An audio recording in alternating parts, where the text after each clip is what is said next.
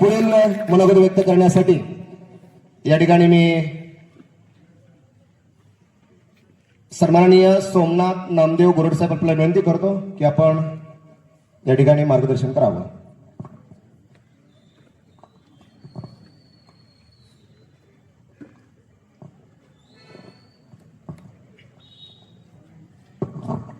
प्रथमतः सर्वांचं मी सोमनाथ गोरड सहर्ष स्वागत करतो. तर आजचा विषय दिलाय माझ्याकडे आयोजकांनी की कृषी क्षेत्रामध्ये करिअर कसं करायचं. तर कृषी हे क्षेत्र प्रथमतः मी आदरणीय व्यासपीठावर उपस्थित गोरडवाडी गावची महारत्ने यासाठी म्हणतो की गावातली सगळ्यात मोठी क्रीम आहे ती आज आपण व्यासपीठावर बघतोय. क्रीम अशी आहे की ज्या त्या क्षेत्रामध्ये ते टॉपचे करिअर केल्यानंतर जे टॉपची माणसं तयार होतात ती तयार झालेली आहेत. तर ह्या विषयामध्ये आपण थोडक्यात मी माहिती सांगणार आहे. तर कृषी म्हणजे काय, इंग्लिशमध्ये त्याला ऍग्रिकल्चर म्हणतात. ज्याच्या शब्दातच कल्चर आहे, संस्कृती आहे, संस्कार आहे, आदर आहे, त्याला ऍग्रिकल्चर म्हणतात. आपण जे आता आहे ते कृषीमुळे आहे. वेगवेगळी क्षेत्र आहेत जगामध्ये, पण आता आपलं क्षेत्र म्हणजे AI टेक्नॉलॉजी आली. पण ह्या टेक्नॉलॉजी मार्फत आपण भाकरी डाउनलोड करू शकत नाही. त्यासाठी शेतात घाम गाळूनच आपल्याला पिकवावं लागतं आणि तेच खावं लागते. आणि ते खाल्ल्यानंतर आपल्याला हे सगळे मार्ग अवेलेबल होतात. त्यासाठी कृषीच्या सर्व म्हणजे शेतकरी बंधूंना माझ्या खूप खूप शुभेच्छा आहेत. भारत हा कृषी प्रधान देश आहे. तर OECDच्या अहवालानुसार जे रोजगार देतं म्हणजे भारतामध्ये 43.5% रोजगार हा कृषी क्षेत्रामधून मिळतो. म्हणजे आपल्या देशामध्ये सगळ्यात जास्त रोजगार कोणतं क्षेत्र देत असेल तर कृषी क्षेत्र देतं. हे सर्वात महत्वाचं क्षेत्र आहे. या क्षेत्रानुसारच सर्व क्षेत्र सुरू होतात. त्यानंतर कृषी क्षेत्राचा वाटा हा GDP मध्ये 16% आहे. हे आता हा विषय इकॉनॉमिक्स मधला आहे, त्यावरती मी जास्त बोलणार नाही. आता आपला विषय महत्वाचा आहे कृषी क्षेत्रामधील संधी काय आहेत. तर कृषी क्षेत्रामध्ये प्रचंड संधी आहेत. तर त्या संधी कोणकोणत्या आहेत मी तुम्हाला थोडक्यात सांगणार आहे.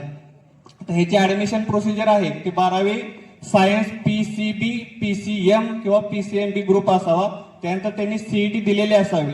आणि सगळ्यात महत्वाचं ह्याचं जे पर्सेंटाईल आहे ते 120 पर्सेंटाईल मधून तुम्हाला मेरिट लागतं. म्हणजे 100% पर्सेंटाईल CETचे आणि 20% त्यामध्ये 12% तुम्हाला 7-12 उतारा आणि 10% मार्क तुम्हाला ऍग्रीचा सब्जेक्ट म्हणजे कृषीचा सब्जेक्ट असे ते टोटल 122 होतात. पण तुमचे 120च पकडले जातात. त्या 120 पर्सेंटाईल मधून तुमचं ऍडमिशन BS ऍग्रीसाठी होतं. त्यासाठी वेगवेगळ्या फील्ड आहेत.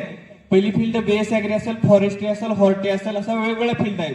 पण मी तुम्हाला थोडक्यात सांगतो BS ऍग्री केल्यानंतर किंवा BS ऍग्री करायची काय ह्याच्यानंतर कोणकोणत्या संधी आहेत मी तुम्हाला थोडक्यात सांगतो. सगळ्यात महत्वाचं तुम्ही MPSC करू शकता म्हणजे प्लेन MPSC. त्यामधून तुम्ही काय होऊ शकता तर DC DYSP आपले प्रदेश साहेब झालेले आहेत. अशा पद्धतीने तुम्ही ती पदं मिळवू शकता. पण हे स्पेशलायझेशन सब्जेक्ट ऍग्रिकल्चर घेतल्यानंतर तुम्ही ऍग्री MPC देऊ शकता आणि त्याच्यामधून तुम्ही SDO TAO म्हणजे तालुका कृषी अधिकारी, मंडल कृषी अधिकारी, त्यानंतर वेगळं क्षेत्र म्हटलं तर डायरेक्ट सरळ सेवामधून कृषी सेवक हे पद तुम्ही मिळवू शकता. त्यानंतर तुम्ही बँकिंग क्षेत्रामध्ये ऍग्रिकल्चरवाल्यांना खूप चांगला स्कोप आहे. म्हणजे आपल्या गावामध्ये किंवा आपल्या भागामध्ये एवढं बँकिंग क्षेत्रामध्ये करिअर केलेली कमी लोक आहेत. तर हा एक खूप मोठा चान्स आहे. IBPS मार्फत एक ऍग्रिकल्चर ग्रॅज्युएटसाठी AFO म्हणून एक सेवा आहे, ऍग्रिकल्चर फील्ड ऑफिसर.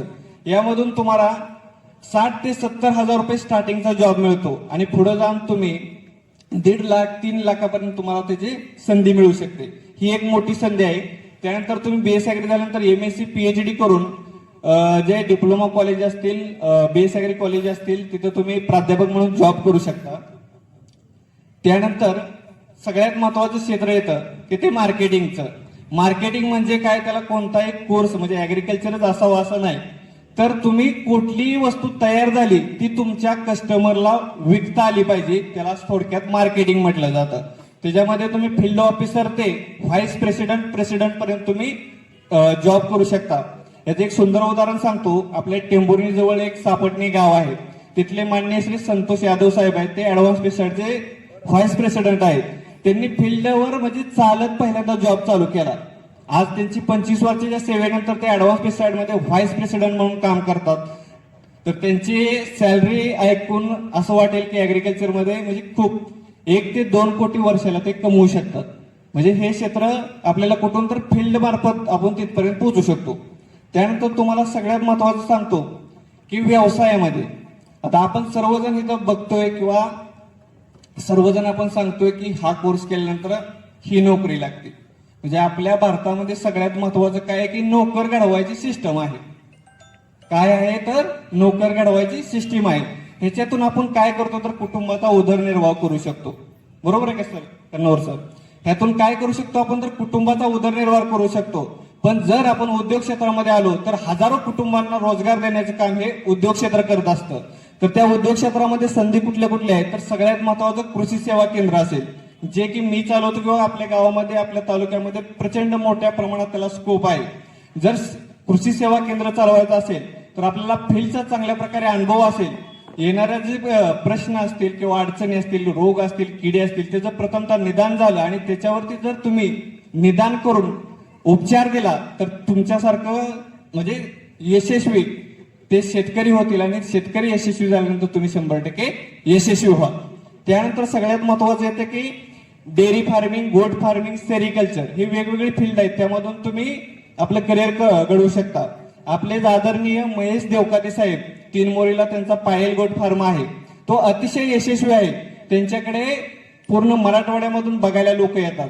म्हणजे हा जर प्लॅन आपण बघितला, त्यातलं थोडं घेतलं आणि त्यामधून जर आपण करिअर करायचं ठरवलं तर अतिशय चांगलं यशस्वी होऊ शकतं.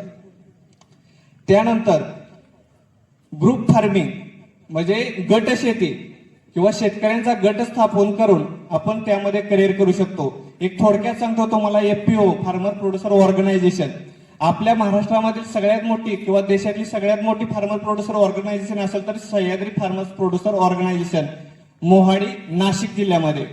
तर त्याचे MD आहेत विलास शिंदे सर, ऍग्रिकॉस आहेत.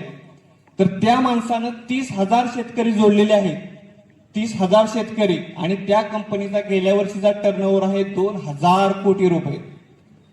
किती? 2,000 रुपये कोटी. तर या माध्यमातून त्यांचं थोडक्यात सांगतो की त्यांच्याकडे अतिशय म्हणजे द्राक्षीचं क्षेत्र आहे, द्राक्षामध्ये प्रचंड मोठे प्रॉब्लेम्स असतात. तर त्या माणसानं स्वतःची जमीन विकून, म्हणजे ते एक्सपोर्ट मध्ये बिझनेस करतात, जमीन विकून शेतकऱ्यांचे पैसे भागवले आणि त्यातून त्यांनी धडा घेऊन पुन्हा ते फार्मर प्रोड्युसर ऑर्गनायझेशन पुन्हा नफ्यामध्ये आणली आणि आज ती 2,000 कोटीचा टर्नओव्हर करते. त्यानंतर सगळ्यात महत्वाचं सांगतो की क्षेत्र असणारं कन्सल्टन्सी मध्ये थोडक्यात सांगतो की डाळिंब, द्राक्षे, केळी असू द्या, ऊस, ह्याच्यामध्ये जर कन्सल्टन्सी केली तर त्या शेतकऱ्यांचा चांगल्या प्रकारे फायदा होऊ शकतो.